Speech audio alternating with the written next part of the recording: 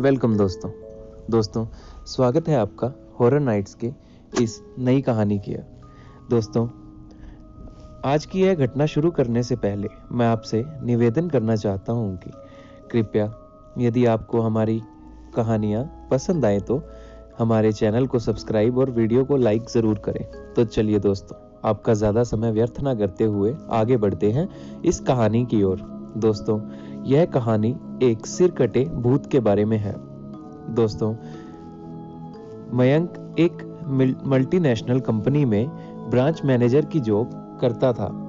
एक दिन मयंक को ऑफिस से घर जाने के लिए लेट हो गया था। सर्दी का मौसम होने के कारण रात भी जल्दी ही हो गई थी। ठंड भी बहुत शुरू हो चुकी थी। रास्ते में चलते चलते मयंक को अचानक एक आवाज सुनाई दी, रुक जाओ। मयंक वहीं पर ही रुक गया और पीछे मुड़ के देखा, लेकिन पीछे कोई भी नहीं था। फिर से वही आवाज सुनाई दी, सामने देखो। जैसे ही मयंक ने सामने देखा तो उसे जमीन पर कुछ चमकती हुई चीज दिखाई दी।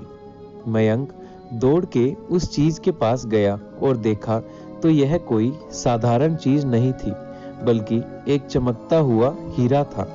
उसने वह हीरा अपने हाथ में लिया। उसकी चमक देखकर मयंक की खुशी का कोई ठिकाना ना रहा।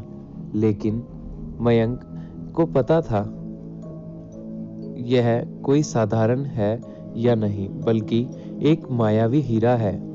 अचानक उस हीरे में से आवाज आई, अगर तुम्हें और हीरे चाहिए तो इस जमीन को खोदो। इस जमीन के नीचे बहुत सारे हीरे हैं। मयंक खुश हो गया। उसने उस हीरे को अपनी जेब में डाला और जमीन खोदने शुरू कर दिया।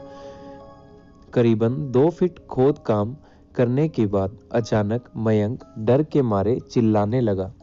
इसके कारण उसका संतुलन खो गया और जमीन पर गिर पड़ा, क्योंकि उस गड्ढे में से हीरे मोती नहीं बल्कि किसी इंसान का कटा हुआ सर मिला।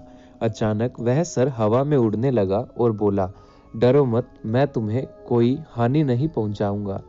मैं तुम्हें बहुत सारे हीरे जवाहरात भी दूंगा। बस मेरी बात ध्यान से सुनो। मैं जहां जाता हूं वहां मेरे पीछे जाओ। फिर वह सिर हवा में उड़ा और जंगल की ओर बढ़ने लगा। करीबन 1 किलोमीटर चलने के बाद वह सिर रुक गया। मयंक भी रुक गया। फिर उस सिर ने मयंक से कहा, इस जमीन के भीतर बहुत सारे हीरे मोती जवाहरात छुपे हुए हैं। इस जमीन पे खोद काम शुरू करो। मयंक खुश हो गया और उस जमीन को खोदना शुरू कर दिया। खोदते खोदते उस जमीन के नीचे हीरा मोती तो नहीं मिले, बल्कि उस सिर का कटा हुआ धड़ मिला। उस सिर से कहा, अब तुम्हें एक आखिरी काम करना है, उसके बाद मैं तुम्हें माला माल कर दूंगा। तुम्हें कहीं से भी एक मोटा खून लाना होगा। मयंक ने बोला, एक लोटा खून? पर मैं एक लोटा खून कहाँ से लाऊंगा? उस सिर ने कहा, चलो मेरे साथ। वो डरावना चेहरा मयंक को साथ लेकर थोड़ी दूर पे गया। वहां उसे एक इंसान को जाते हुए देखा। वो सिर बोला, उस इंसान को मारकर उसका खून ले आओ। मयंक डर गया और बोला, नहीं नहीं, यह मुझसे नहीं होगा। मैं यह नहीं कर सकता। अगर तुमने यह काम नहीं किया तो मैं तुझे बहुत बड़ी मुसीबत में डाल दूंगा। फिर तुम्हारी पूरी जिंदगी नर्क बन जाएगी।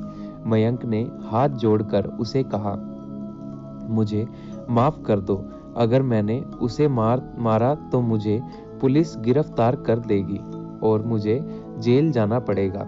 उस सिर ने अपने तंत्र मंत्र की शक्ति से एक छुरी और लोटा प्रकट किया और गुस्से से बोला, अगर तुम मेरा यह काम नहीं करोगे तो मैं तुम्हारे पूरे परिवार को मौत के घाट उतार दूंगा।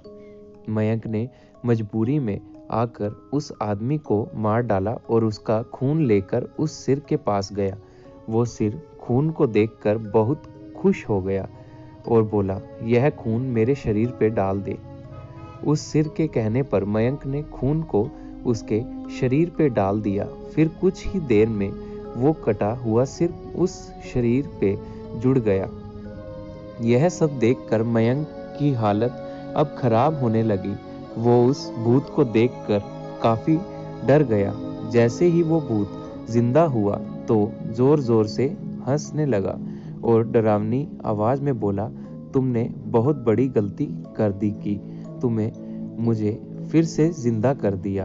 अब मैं सिर्फ तुम्हें ही नहीं बल्कि इस पूरे शहर को मौत के घाट उतार दूंगा। डर के मारे मयंक के मुंह से आवाज भी नहीं निकल रही थी।